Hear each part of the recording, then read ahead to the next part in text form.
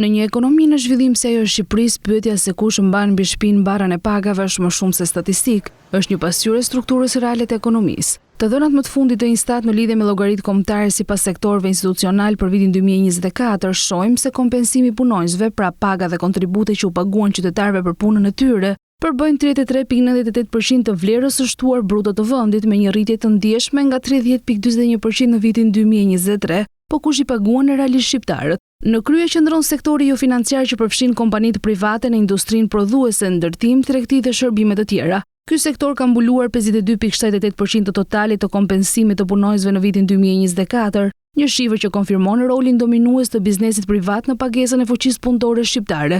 Kjo peshë ka mbetur e qëndrueshme në 4 vitet e fundit me një rritje të lehtë nga 51.76% në vitin 2021. Në vend të dytë vjen sektori i administratës publike që mbulon 27.4% të pagave në ekonomi.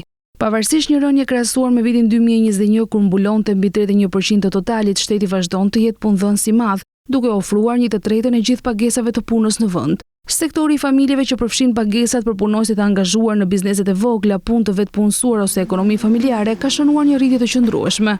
Nga vetëm 11.67% në vitin 2021, pesha e tij në kompensimin total arriti në 15.1% në vitin 2024. Kjo rritje sinjalizon informalitet, por edhe një zgjerim të punës në vetpunësim apo në mikrobiznese. Ndërkohë sektori financiar që përfshin bankat dhe institucionet financiare ka një peshë modeste në pagesën e punonjësve, me vetëm 3.27% të totalit në vitin 2024, shifër kjo me rënje nga viti në vit. Një rol akoma më të vogël ka sektori institucioneve jo biznes, OJQ dhe fondacione, që shërbejnë për familjet me vetëm 1.44%.